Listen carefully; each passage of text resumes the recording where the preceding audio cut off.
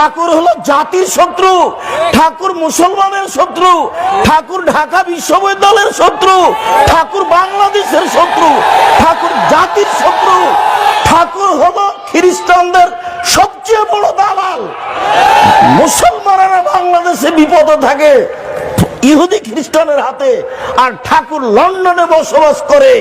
এই ঠাকুর বলে, ও কালিমা তোমার আকাশ, ও কালিমা তোমার বাতাস।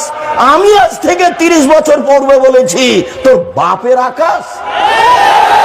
সিলেট কোর্টে 5000 টাকার মামলা হলো, আমি ঠাকুরের অপমান করেছি। আমি ঠাকুরের অপমান করিনি। ঠাকুর বলেছে ও কালিমা তোমার আকাশ, ও কালিমা তোমার বাতাস। আমি বলেছি তোর বাপের আকাশ কালিমা।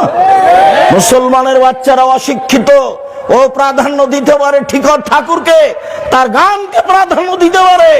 আমি আব্দুর রাজ্জাক বিন ইউসুফ, আমার দেহে যতদিন শ্বাস আছে ততদিন ঠাকুরের এই গানের আমি 5 পয়সা দাম দিলে, ও ডেকে যে পেশাব পায়খানা পড়ে আছে তার সমান দাম ঠাকুরের গানের আমার কাছে নাই। ঠাকুরের গোটা দেহটাই মুশরিক।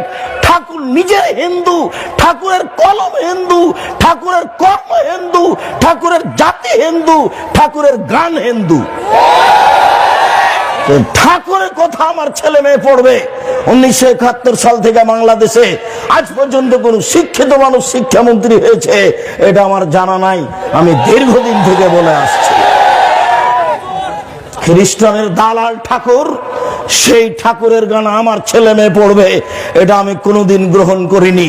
জাতির যদি রাস্তাঘাট করে দিতে না পারি, জাতির যদি স্কুল কলেজ করে দিতে না পারি, জাতিকে চূড়ান্ত সঠিক ধর্ম দিতে পারবো ইনশাআল্লাহ।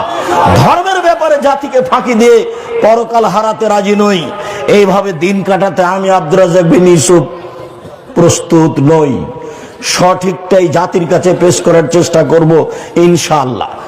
মরা বাঁচা আল্লাহর হাতে। বলছিলাম সম্মানিত দিনী ভাই বোন, ইহুদি মুসলমানদের দাম দেয়নি, খ্রিস্টান দেয়নি, হিন্দু দেয়নি। ইসলাম আসার পূর্বের নাম হচ্ছে জাহেলিয়াতের যুগ। জাহেলিয়াতের যুগে মেয়েদের দাম দেওয়া হয়নি। জাহেলিয়াতের যুগে, বন্যতার যুগে, বর্বরতার যুগে দাম দেওয়া তো হয়নি। সেই যুগে মেয়েদেরকে মাটিতে পুঁতে দেওয়া হতো। মুসা আলাইহিস সালাম যখন ফেরাউনের কাছে গেলেন, গিয়েই মুসা আলাইহিস সালাম ফেরাউনকে বললেন যে বানি ইসরাইলকে